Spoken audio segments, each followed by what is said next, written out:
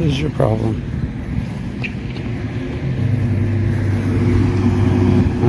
Urge. Excuse me. Excuse me? What do you mean what's going on, first of all?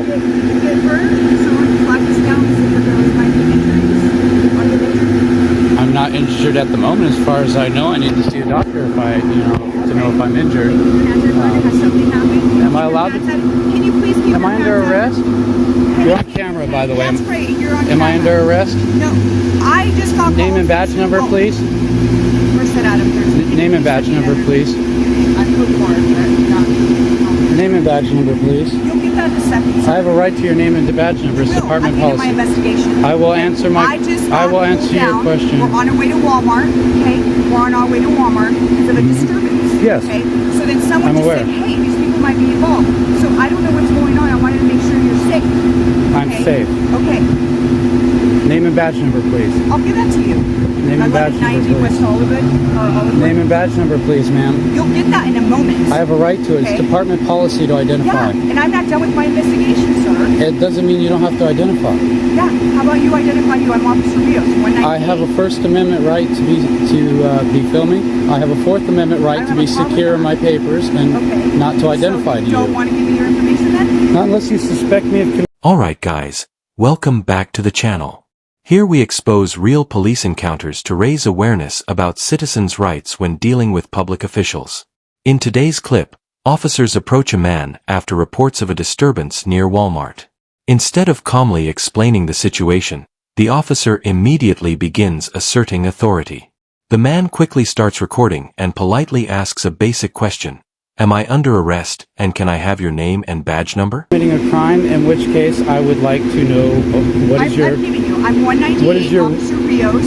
I explained to you got a call to Walmart. But what gives you reasonable, articulable suspicion of a... Can you please keep your hands out of your pocket, Am I detained, ma'am? Keep your hands out of your pocket, sir. Am I detained? Yes, actually you are. Okay, can I ask what crime you suspect me of committing? I'm not going to get in this battle. Is a disturbance a suspicion? Do you need any help? No, I don't. No, I don't need your help. Walmart. I don't need to answer your questions. I'm asking you a simple question. Is a disturbance a felony or misdemeanor? Depends on what kind, sir. Can you answer my question? Can you answer my question? Yeah, actually it can be. There's varying states. Okay, tell me what state would be a felony. There's felony and there's misdemeanor. Tell me what state would be felony. We just got a call of a potential incident over there. And was it felony or misdemeanor?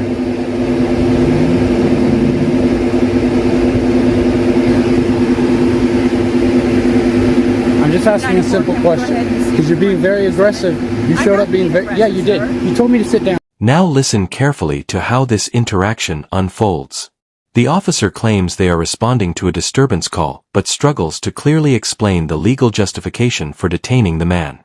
The citizen calmly invokes his rights, reminding the officer that he has a First Amendment right to record and a Fourth Amendment right to be secure in his person and property. He repeatedly asks a simple question: what crime do you suspect me of committing? When you showed up, you told me to sit down. I don't have to sit down just because you told me to. You showed up and just told me to sit down.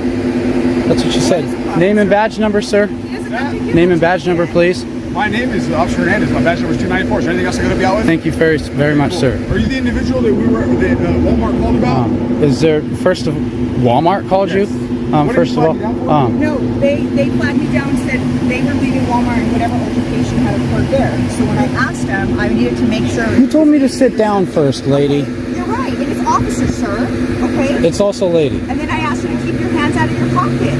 Okay. Do I not have a right to put them in my pocket? Actually, no. Not when we are coming from a call of a potentially violent act, sir. Of a potential violent act. That means because you pulled up to me, you have a right to tell me to I can't put my hands in my pocket, and I have to sit down on the ground.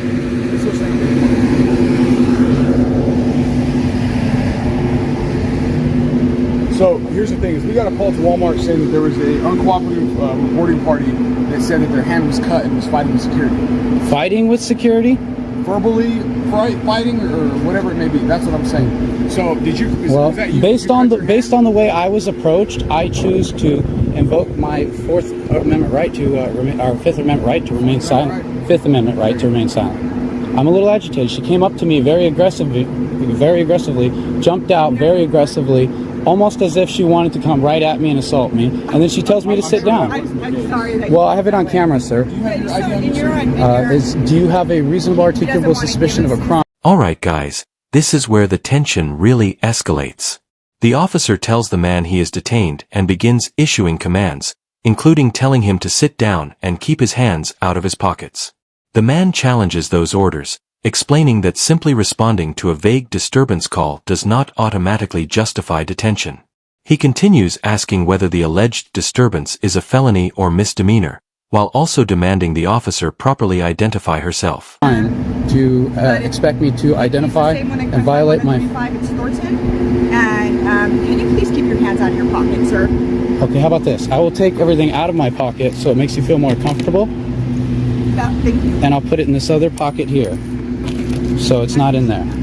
I understand that you have a risk of danger, but I also have rights, ma'am, and I do want to put my hand in my pocket at the moment. Very well, sir. I don't think that's an issue.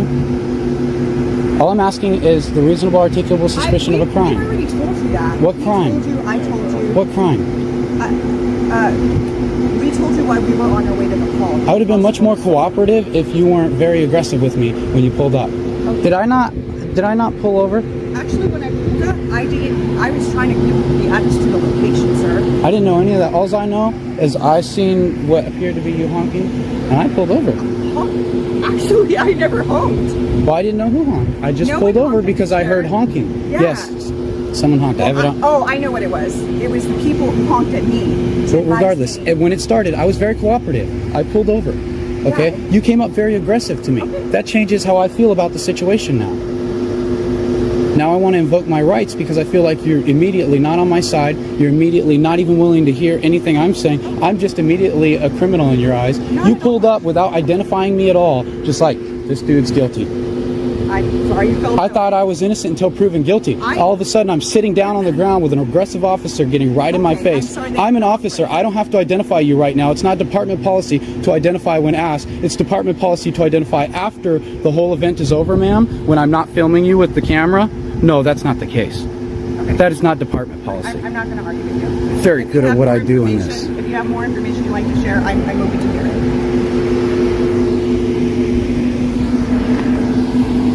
Absolutely not respectful whatsoever of a person's constitutional rights. Watch closely here because the citizen stays calm but firm. He explains that he would have been more cooperative if the officer hadn't approached so aggressively from the start. According to him, the officers assumed guilt immediately without gathering facts. The conversation shifts into a debate over department policy and constitutional rights, with the man insisting that officers must have reasonable articulable suspicion before demanding identification. I have to identify because you don't have reasonable articulable suspicion of a crime. You have to at least tell me what the crime is. What is the crime? I told you why we got the call for service, sir. But what is the crime that gives you the right to force me to identify? See, my Fourth Amendment right is to I'm be done. secure in my I'm done. papers. I'm just going to go ahead and stand by. Okay? You're not injured. That's kind of what it came to be. So you don't need medical attention. Actually, you did say you didn't need medical. I may or may not. I would need to see a doctor because I'm not qualified to make a decision like that regardless of the circumstances. Perfect. I'm not a doctor. All I know is I'm being aggressively spoken to, like right off the bat without you knowing anything. You just came right at me. I'm sorry you felt that way. Sir? And here's the real lesson, guys. Encounters like this show exactly why knowing your rights is critical. Many civilians comply with unlawful directives simply because they don't understand the law. Officers may present authority with confidence, but confidence does not equal legality.